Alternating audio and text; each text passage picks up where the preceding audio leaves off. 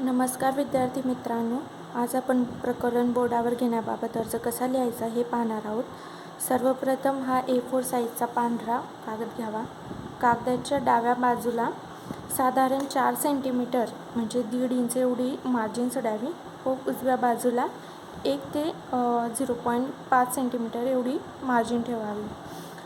वर आणि खालीही म्हणजे कागदाच्या शेवटी 2 सेंटीमीटर एवढी जागा सोडावी. तसं केल्यास अर्ज व्यवस्थित आणि चांगला दिसतो. अर्जाची सुरुवात कोर्टाच्या नावाने करावी. उदाहरणार्थ आपण इथं जागा सोडली आहे.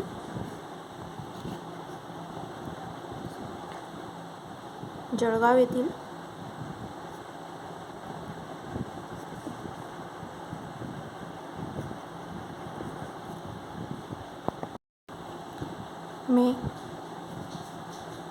मेहरबान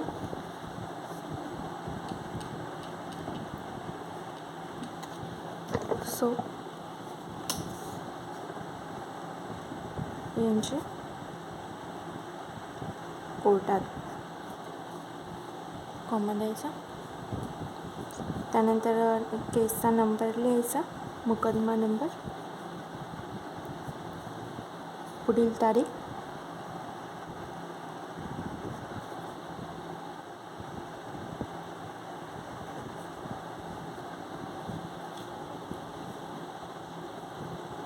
त्यानंतर फिर्यादीचे नाव,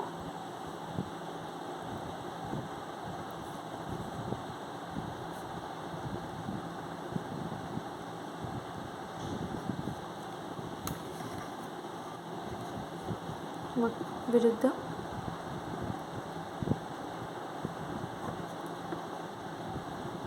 आरोपीचे नाव,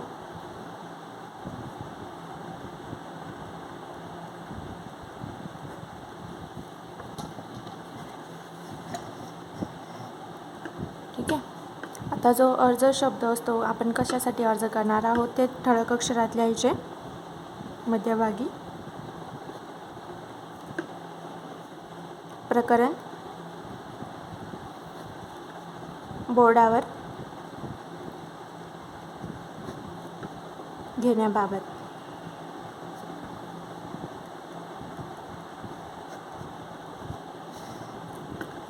तर्फ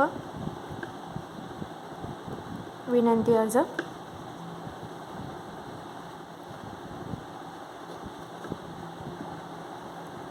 विनंती अर्ज की सदर कामे, पॅरेग्राफ सोडायचा.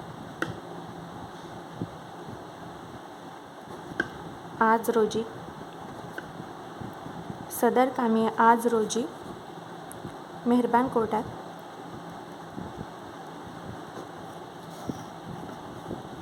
सदरचे प्रकरण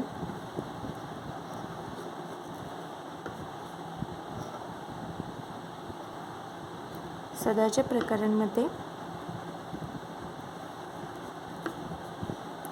काही महत्त्वाचे न्याय आदेश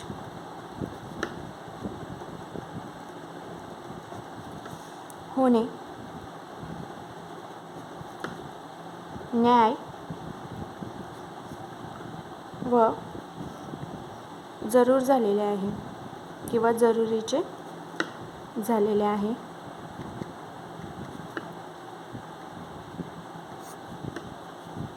त्यासाठी सदरचे प्रकरण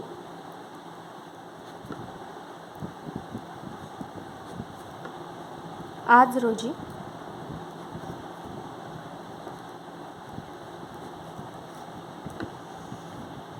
बोर्डावर घेणे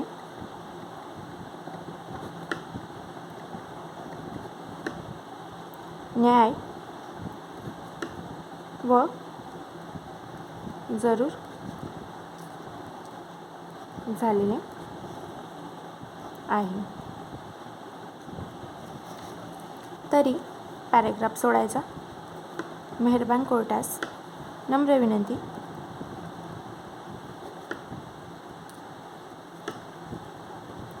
नम्र विनंती की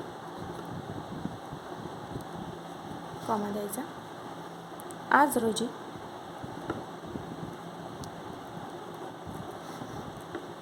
सदरचे प्रकरण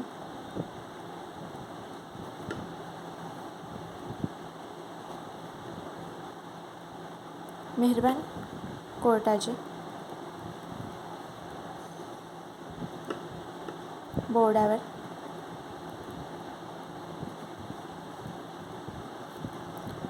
घेण्याचे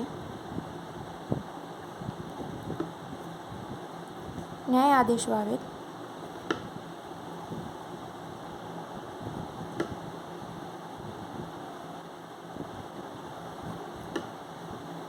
ही नम्र विनंती.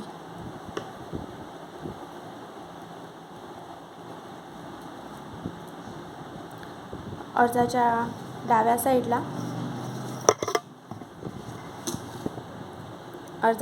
साईडला आपण इथं स्थळ लिहूया. ज्या कोर्टात आपल्याला अर्ज द्यायचा असतो. स्थळ जळगाव.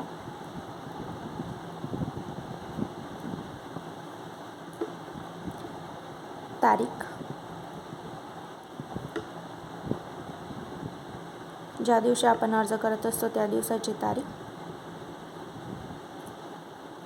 इकडे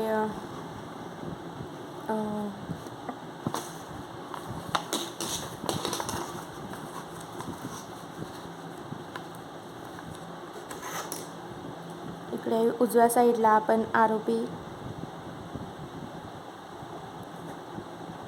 त्याची सही व खाली त्याचे नाव. इकडे डाव्या साईडला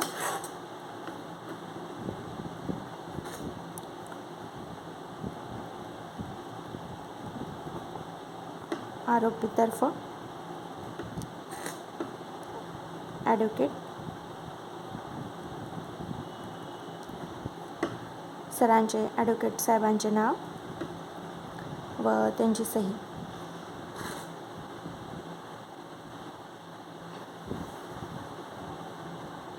असं अर्जाच्या शेवटी असं लिहून स्वाक्षरी करावी. कायदेशीर तरतुदीबाबत सांगायचे झाल्यास प्रकरण बोर्डावर घेण्यासाठी केलेला अर्ज हा सामान्य न्यायालयाच्या प्रक्रियात्मक अधिकारांतर्गत केला जातो.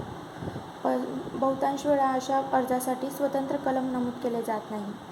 मात्र BNSS अंतर्गत प्रकरणाच्या स्वरूपानुसार अर्ज सादर केला जाऊ शकतो. स्थानिक न्यायालयीन पद्धतीनुसारही बदलू शकते.